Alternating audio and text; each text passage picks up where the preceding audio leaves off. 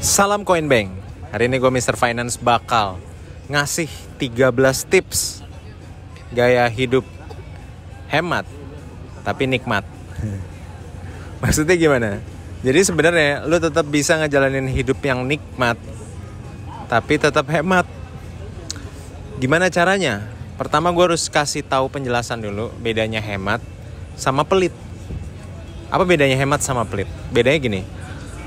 Orang yang pelit itu adalah dia tidak mau mengeluarkan dana atau mengeluarkan uang buat sebuah kebutuhan.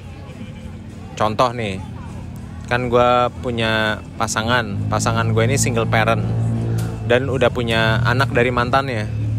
Nah mantan ini mau bayar sekolah, mantannya bayar sekolah, anaknya kan mau bayar sekolah kan. Bayar sekolahnya untuk ngeluarin duitnya aja itu nggak ditransfer duitnya. Sampai akhirnya waktu itu sempat numpuk 3-4 bulan. Sampai pihak sekolah udah ngasih notifikasi berkali-kali. Dan akhirnya sih dibayar juga. Cuman orang yang pelit, sikap pelit itu adalah pada saat seseorang tidak mengeluarkan uang untuk sesuatu kebutuhan. Pendidikan ini dibutuhkan oleh anaknya, tapi gak mau ngeluarin duit nih buat anaknya. Ditahan-tahan sampai berbulan-bulan, sampai hampir setengah tahun tuh, 3-4 bulan lah. Nah terus habis itu kadang orang pelit nih bisa keluar uang buat sesuatu yang dibutuhkan. Sesuatu yang diinginkan. Contoh, dia ngelihat cewek, dia seneng sama ceweknya. Anaknya kagak dikasih duit tapi ceweknya diajak pergi gitu kan. Diajak pergi kemana-mana dan kemana-mana gitu ya. Terus habis itu ada juga yang udah pelit tapi pelitnya tuh keterlaluan. Jadi duit itu kayak mau ditumpuk dibawa mati di akhirat gitu. Gimana caranya tumpukan uang dibawa mati di akhirat? Ada 2 tipe tuh. Jadi bisa aja pelit tapi hedon. Aneh kan? Pelit tapi hedon. Tapi pelit sama hemat itu gak bisa berjalan bersama mereka. Pelit itu bisa hedon buat sesuatu yang diinginkan, dan pelit untuk sesuatu yang dia butuhkan. Tapi kalau pelit dan hemat tuh gak mungkin, itu bertabrakan. Nah bedanya sama hemat apa? Hemat itu adalah pada saat seseorang itu hanya mau mengeluarkan uang buat sesuatu yang dibutuhkan, tapi dia tidak mau keluar uang untuk sesuatu yang tidak dibutuhkan. Dia gak mau. Dia pengen sih, cuman pada saat dipikirin gak butuh sih sebenarnya gitu. Jadi dia gak keluar duit nih untuk sesuatu yang gak dibutuhkan. Kayak gitu. Jadi ini gue ngasih tahu gimana caranya kita hidup hemat tapi nikmat, mengarah kepada kesuksesan dan kekayaan. Ya, ini gue kasih tahu, ini sesuatu yang gue lakukan. Ada 13 tips and trick. Yang pertama, oke ini agak random ya, karena ada 13, banyak banget. Ini sampai gue catat nih. Yang pertama itu adalah beli mobil yang irit. Kuncinya itu di cc kecil. Jadi cc mobilnya harus kecil. Contohnya adalah Mercedes gue itu cuma 1600 cc. Jadi bensinnya 113, kadang 115. Kalau jarak jauh misalnya tol terus bisa 119. Jadi beli mobil yang di bawah 1600 cc itu akan membuat lo jadi lebih hemat. Yang kedua, makan warteg setiap hari. Nah ini lucu nih. Gue itu kan orangnya sensitif banget sama makanan yang gak bersih. Contoh gue makan yang agak kotor gitu airnya. Begitu gue makan yang agak kotor airnya, gue bisa menci. Ya tahu kan menci kan. Jadi dibuangnya tuh buang air besarnya encer gitu, karena nggak tahan, sensitif banget nih. Suatu hari gue menemukan sebuah warteg namanya warteg Portugal. Gue nggak kasih tahu tempatnya karena nanti di situ habis mulu. Itu aja sekarang tiap dia bikin buat makan pagi sama siang kan, tapi jam 2 siang itu udah habis makanannya, selalu habis karena wartegnya enak, sehat dan terjangkau. Gue pesen 2 lauk itu cuman 15.000 bro. 15.000. Lu bayangin kalau 15.000, let's say makan di situ setiap hari ya, berarti 15.000 kali 30. Itu berarti 450.000 sebulan. Ini contoh. Tapi gue nggak menci-menci. Jadi gue nggak menci-menci berarti dia memasaknya dengan bersih. Semuanya bersih, rasanya juga enak gitu ya. Jadi itu makan warteg setiap hari, tapi gue wartegnya gue pilih-pilih banget karena gue nggak bisa makan makanan yang kotor. Yang kelima, ini contoh aja nih, kalau misalnya gue makan yang agak pricey atau agak hedon, gue tuh suka banget sama sushi. Jadi gue makan sushi teh itu pakai poin member ya. Jadi kan dia ada poin member tuh. Poin member itu adalah pada saat lo makan, nanti poin member lo tuh naik. Nambah gitu, nambah sampai satu titik lu bisa makan gratis, nggak bayar. Dapat diskon.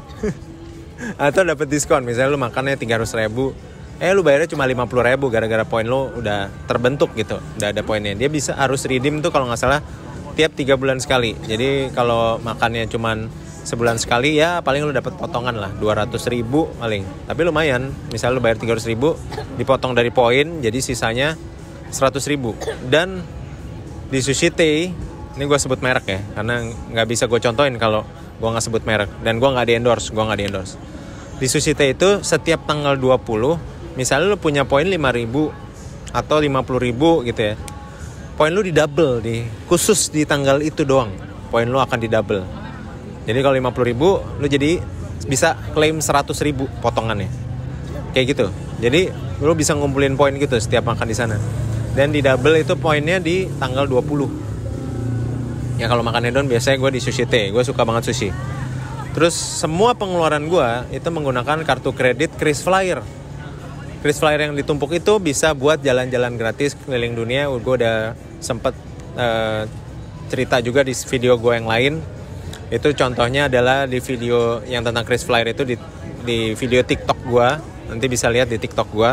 Gue cerita tentang KrisFlyer. Kemudian yang berikutnya adalah, jadi gue selalu menggunakan KrisFlyer, jadi gue bisa redeem buat jalan-jalan, atau gue bisa redeem jadi barang. Terus semua bawa minum kemana-mana untuk kesehatan, sama gak perlu pesen atau beli minum terus. Jadi gue itu selalu bawa botol minum kemana-mana. Botol minum gue tuh kalau gak salah 1,5 liter.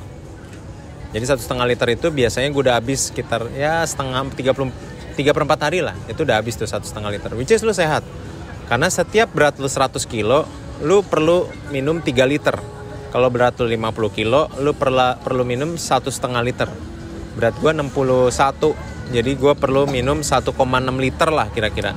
Nah, gue minumnya lebih dari itu. Jadi lu lebih sehat. Dan juga lu gak perlu beli minum terus. Lu makan di restoran, minumannya, bawa minuman lu, mentok-mentoknya sih gue pesen es teh tawar lah. Kalau manis-manis terus bahaya, lu bisa diabetes. Terus performance gue juga jadi gak bagus kalau kebanyakan manis sama gula di dalam darah lo. Habis itu bawa mobil gak pernah lebih dari 2000 RPM. Salah satu hal yang dikasih tahu sama sahabat gue nih hemat ya orangnya. Dia tuh gak pernah bawa mobil lebih dari 2000 RPM untuk hal-hal yang tidak urgent. Misalnya lagi jalan santai gitu. Ya udah, pada saat udah 1800 dia ganti gigi yang berikutnya. Jadi ke gigi yang lebih kecil supaya putaran mesinnya bisa lebih tinggi. Jadi itu yang selalu gue lakukan. Gue gak pernah mobil gue ngebut-ngebut gitu. Mercy gue kan juga Mercy cuma 1600 cc doang, CLA 200 kan. Jadi ya gue gak bertujuan untuk ngebut-ngebutan beli mobil itu. Tujuannya adalah supaya hemat-hematan gitu. Ya udah, gue gak pernah pakai mobil lebih dari 2000 RPM kecuali urgent. Kecuali sesuatu yang urgent dan gue harus hadir lebih cepat, jadi gue perlu ngebut gitu. Mungkin itu pun mungkin nyentuhnya 3000 lah, 3000 RPM gitu, biar lebih cepat. Habis itu main game online di rumah. Kalau mau pay to win, ini kalau anak-anak game pasti tahu. Kalau mau pay to win, budgetnya 100.000 per bulan lu batasin. Lu batasin 100.000 per bulan budgetnya. Jadi jangan lebih. Kalau mau pay to win ya. Kalau mau pay to win lo batasin di 100.000 per bulan. Sini mana? Oke, terus yang lanjutnya. Punya pasangan yang gak hedon. Wah, ini pasangan yang gak hedon ini adalah kunci dari segala kunci. Karena pasangan lo yang akan menemani lo seumur hidup lu. Karena prinsip gue adalah punya satu istri sampai mati. Walaupun itu gak gampang, tapi lu harus berjuang untuk hal itu. Lu bayangin kalau lu punya pasangan yang hedon, seumur hidup lu sengsara bro. Dan dia akan mengajarkan anak-anak lu. Kalau dia hedon, anak-anak lu juga ikutan hedon, udah pasti. Orang dia yang ngedidik anak-anak lu.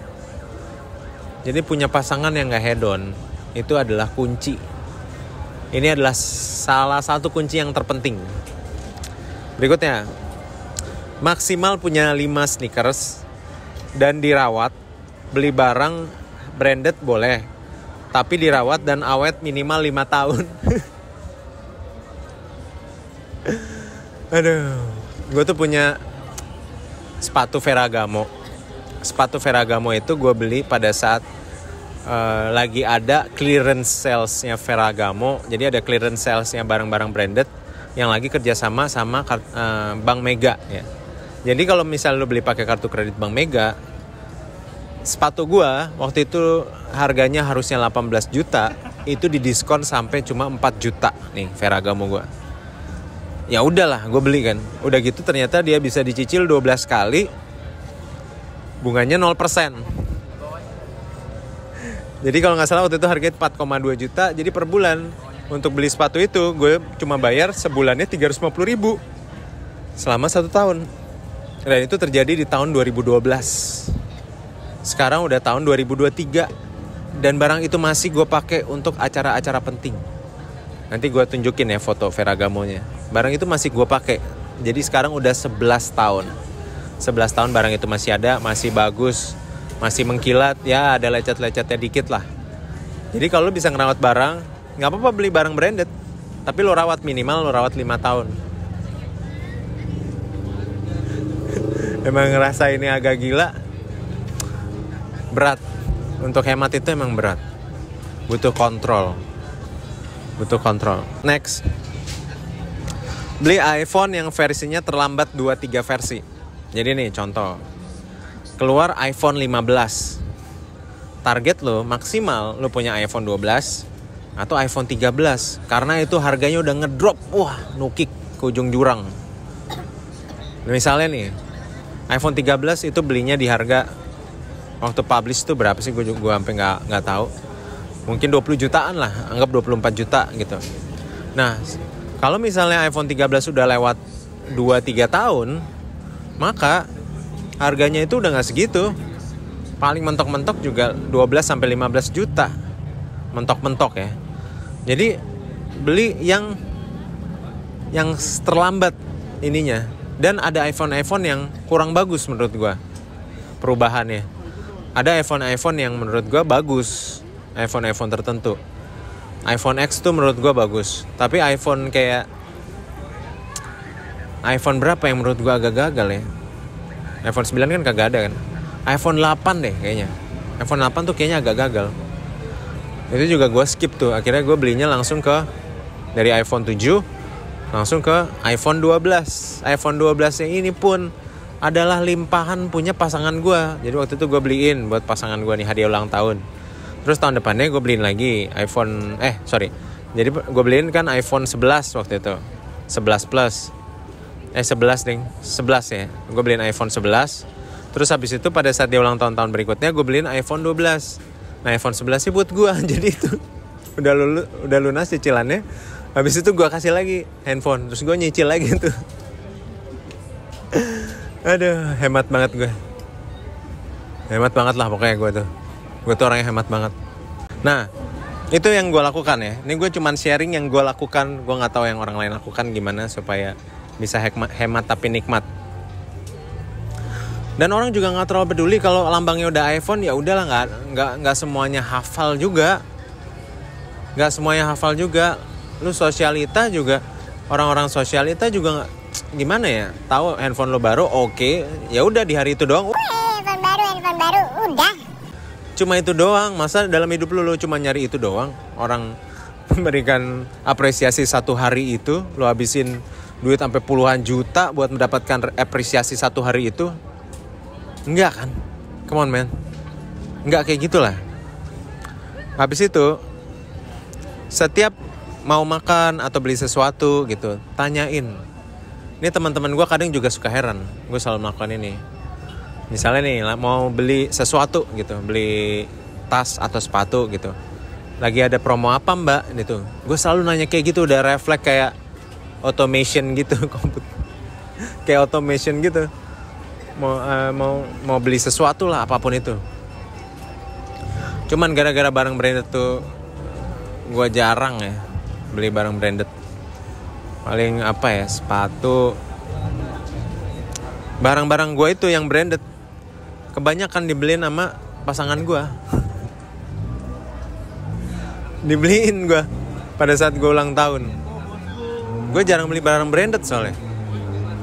Karena kalau misalnya orang udah percaya diri dengan dirinya dia gak perlu menutupi dirinya dengan barang branded. Orang udah respect. Karena apa yang lo obrolin berisi, lo tahu apa yang lo lakuin, orang juga respect sama lo. Bukan karena barang branded yang lo pakai, dia respect sama lo karena ilmu lo yang lo punya, terus ide-ide yang lo punya. Jadi itu gitu, ide dan ilmu apa yang lo, kalau lo lagi ngobrol, lo bisa ngasih solusi apa. Orang teman suka nanya ke lo, konsultasi sama lo, karena mereka respect sama lo karena diri lo yang di dalam, bukan diri lo yang di luar. Itu yang gue